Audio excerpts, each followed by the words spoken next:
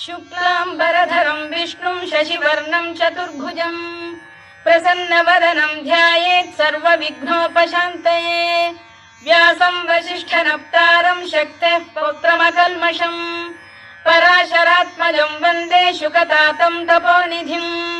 व्यासाय विष्णुरूपाय व्यासरूपाय विष्णवे नमो वै ब्रह्मनिधये वासिष्ठाय नमो नमः। अविकाराय शुद्धाय